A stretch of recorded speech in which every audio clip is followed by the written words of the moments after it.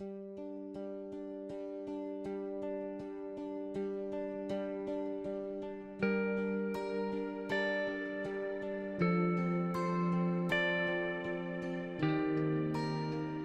Communist Party of China was formed in 1921 with 58 members. Today, it numbers over 90 million. Since 1949, when Mao and the Communist Party took control of China, they have ruled without an election. Victory in war gave them legitimacy, and after Mao, economic growth justified CPC rule. Today, two political systems dominate the world: Western democracy and socialism with Chinese characteristics. The West explained to the developing countries that democracy was the secret ingredient that made countries rich. Many poor countries tried democracy, but it did not make them rich, because it was not democracy, but military strength that created the wealth of the West. Superior military power allowed Great Britain and the European imperialists to plunder the colonies, and later allowed the US to impose a dollar hegemony on a world that produces goods to sell to America, whereas America produces only the dollars to buy these goods. The universal strength of the dollar is backed not by gold or productivity, but by the strength of America's armed forces. After the century of humiliation, the early Chinese leaders rejected democracy and instituted one-party rule. By 2010, the party had succeeded in uniting China, creating stability and security, releasing hundreds of millions out of poverty, and making China a world power. The success of the China model has made many developing nations question democracy as a solution to poverty, as they study the ways China has been governed over the last 70 years. Developing countries that have tried the democratic electoral system are plagued by electoral fraud, an inefficient court system, a corrupt police force, and leaders who are too often corrupt and incompetent. Though democracy may be a fair way of distributing the accumulated wealth of rich nations, the last 30 years have repeatedly shown that faster economic growth has taken place in countries that are less democratic. Even in rich nations, democracy has thrown up some surprising results, such as Brexit and Trump. In democracies, public popularity and the ability to win elections creates leaders. In China, promotion in the party is determined by merit, experience, performance, and track record. The Chinese system has supported the rise of highly educated, disciplined, and competent leaders. Great leadership has been the key to China's success story. The four most important pillars of the Communist Party are the Organization Department, the Central Discipline Inspection Commission, the party schools, the Propaganda or Publicity Department. Western corporations have HR departments to handle human resources. China's Communist Party has the Organization Department for evaluating and selecting leaders to control the government, the SOEs, education, health, and media. It is the world's most efficient and professional human resource machine. By the time a leader reaches the top in China, you know what you are getting, unlike Western democracy, which has degenerated into a cycle of elect and regret. The Organization Department has been headed by the most powerful figures in China's politics. Mao, Zhou Enlai, who headed the department 4 times, Kang Sheng, Chen Yang, Deng, Hu Yaobang, and Zheng Qinghong. The Central Discipline Inspection Commission became most prominent in Xi Jinping's massive anti-corruption drive under Wang Qishan. Errant party officials are not punished by the courts but by the commission, which makes sure that party members are not led astray by temptation. Entry to the system is through merit-based exams, but the education of party cadres does not stop there. Party schools continue higher education to ensure the quality of leadership. The eminent list of presidents of the Central Party School includes Mao, Liu Shaoqi, Kang Sheng, Hua Guofeng, Hu Jintao, and Xi Jinping. The fourth pillar of the party is the propaganda department, which has been renamed the publicity department. It controls China's 2,200 newspapers, magazines, TV, film, books, and internet. The interest of the state overrides free speech and individualism.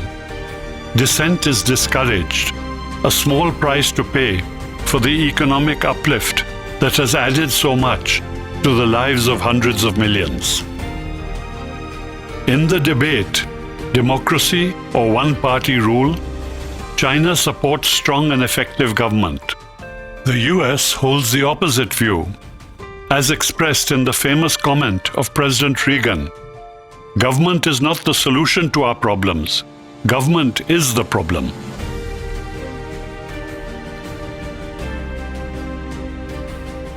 The immortals and the leaders that followed lifted 800 million Chinese out of poverty and made China rich. Their achievements are unparalleled in history. In the process, their families grew fabulously wealthy. Western media clarified that there has been no evidence of wrongdoing or improper influence. The Princelings grew up together, went to the same schools, and lived apart, segregated from ordinary people. They were an extended family with all the right contacts, well placed to score the most profitable deals. They got the best land deals, the SOE jobs, and the best opportunities. But their biggest money was made in finance and investment banking. Chasing the giant deals was known as elephant hunting. And JP Morgan, the most aggressive of the elephant hunters, hired 222 Princelings. They were later fined $264 million under the US Corrupt Practices Act. Goldman Sachs, Citibank, HSBC, and UBL also fell under investigation. Princelings who became stars of the financial scene in China included Jeffrey Li, son of Li Ruihan, Winston Wen, son of Premier Wen, Chen Wan, son of Chen Yun, Alvin, the grandson of Jiang Zemin. An American investor explained, "To get the best deals, you have to know the right people. That is why you invest in a Princeling fund." 15 Princeling funds raised $17.5 billion. A study by CAS, the China Academy of Social Sciences, revealed that 2,900 Princelings had a combined wealth of 2 trillion RMB. Conspicuously missing from the list of successful Princelings were the children of Chairman Mao. Where were they? Mao married 4 times and had 10 children. 3 died as infants, 1 died in the Korean War, 3 were abandoned or lost, and 3 lived ordinary lives. None of them became rich. Mao's second son, Anqing, survived the horrors of his youth. He had lived through the execution of his mother, who was tortured and killed for refusing to betray Mao. He was smuggled to Shanghai to live as a street urchin, scavenging for food and sleeping on pavements. His mental health was damaged. He spent much of his life in mental institutions, played no part in government, and died at the age of 84. Before dying, he described his father with 3 words: the perfect man.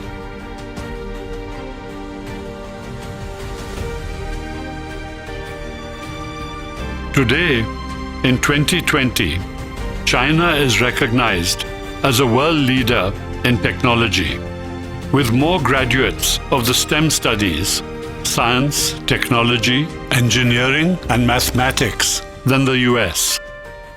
China's engineers have created many of the astounding mega projects of the modern world. The north of China has 2/3 of China's farmland, but only 1/5 of China's fresh water. In 1952, Mao had casually remarked, "There's plenty of water in the south, not much water in the north. If at all possible, borrowing some water would be good." This casual remark inspired the South-North Water Transfer Project, costing twice as much as the Three Gorges project, and will transfer 44 billion cubic meters of fresh water from the Yangtze to the arid north.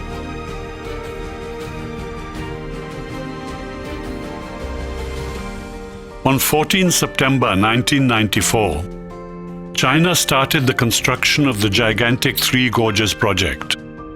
Over 14 years, 40,000 workers built the largest concrete structure in the world, the biggest dam and the biggest power plant, capable of generating 22,500 megawatts of electricity. Costing $37 billion to build, with a reservoir of 405 square miles, the project forced the relocation of 1.2 million people, as 13 cities, 140 towns, and 1,300 villages were lost. The reservoir at its maximum holds 42 billion tons of water, a weight so heavy that it slows the rotation of the Earth and increases the length of a day by 0.06 microseconds.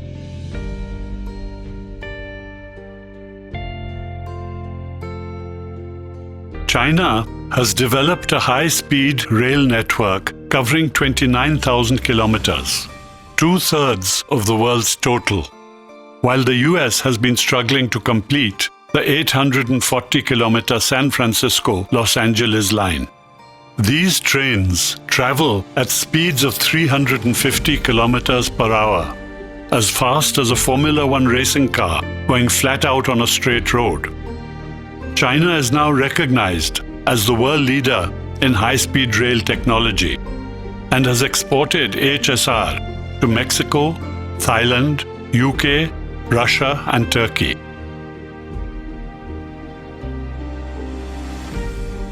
Seven of the 10 biggest ports in the world are in China.